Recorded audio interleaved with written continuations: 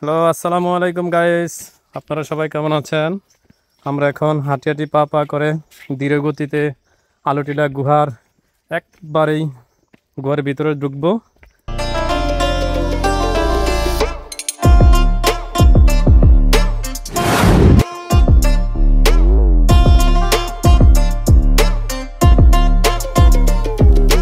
অনেকগুলো সিঁড়ি আমরা পেরিয়ে আসলাম। এই যে অনেকগুলো সিঁড়ি।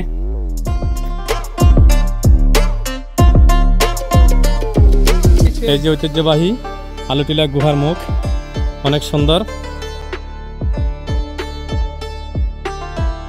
এই যে অনেক পর্যটক আছে, আজকে অবশ্য পর্যটক কিছুটা কম। গুহার ভিতরের দৃশ্যটা আমি আপনাদেরকে একটু দেখানোর চেষ্টা করি যে গুহার ভিতরে কি অবস্থা। মোবাইলের দুইটা ফ্ল্যাশ অন করলাম, দেখি গুহার ভিতরের অবস্থাটা কি বা গুহার ভিতরের দৃশ্যটা কি।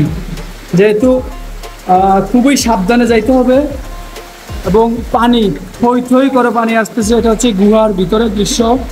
গুহার উপরের দৃশ্য, আমি পানির কল কল শব্দে আর একদম হরর, মানে খুবই ভয় কাজ করে। আসলে পা রাখার মতো কোনো জায়গা নাই, তারপরে খুব সাবধানে আমি জুতা পরেই যাচ্ছি। তারপরে দেখি কি করা যায়। গুহার ভিতরের দৃশ্যটা আমি দেখানোর চেষ্টা করতেছি। কে বা কারা গুহার ভিতরে আইসে কিন্তু একদম গভীরে আইসে কে বা কারা কিন্তু নামও লেখা গেছে, দেখেন S+N দেখি লিখছে। বাকিটা আর পড়তে পারলাম না, কি লিখছে বোঝা যায় না। এটা হচ্ছে গুহা। আসলে এই প্রথম আমি কোনো গুহার ভিতরে প্রবেশ করলাম, এর আগে কখনো আমি কোনো গুহার ভিতরেই প্রবেশ করি নাই। বা এখানে কিন্তু একদম হরর। আর কি সামনে যাবো ভাই? আমার তো ভয় লাগতেছে।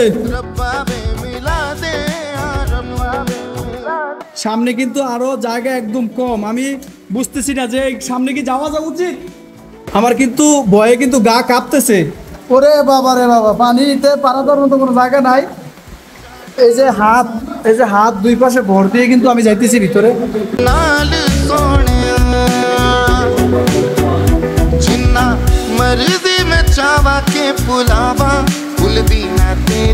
আল্লাহ তাআলার অপরূপ সৃষ্টির এই সৌন্দর্যের রহস্য আসলে এখানে না আসলে কেউ বুঝতে পারবেন না যে আল্লাহ তাআলা এই পৃথিবীটা কত সুন্দর এবং কত সুশৃঙ্খলভাবে পাহাড় পর্বত নদী নালা দিয়ে আল্লাহ তাআলা সৃষ্টি করছে। এই সৃষ্টির রহস্যটা দেখার জন্য কিন্তু এই গুহার ভিতরে প্রবেশ করা।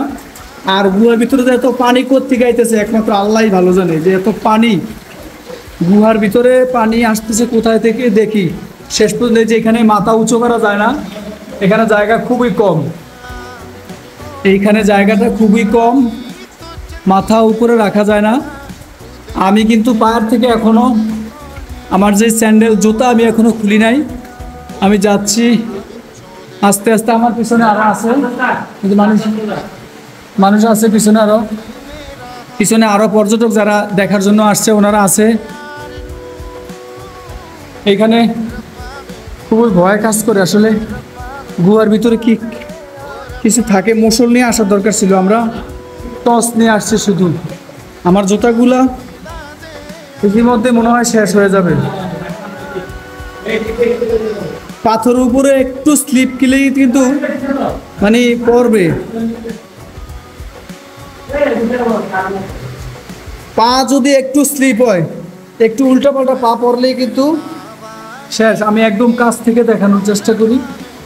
গুহা, এটা হচ্ছে খাগড়াছড়ির ঐতিহ্যবাহী গুহা। আসলে আমার জন্য প্রথম, তাই আমার কাছে খুবই ভালো লাগতেছে এবং আনন্দ লাগতেছে এই জিনিসটা দেখে, যে পানির কল কল শব্দে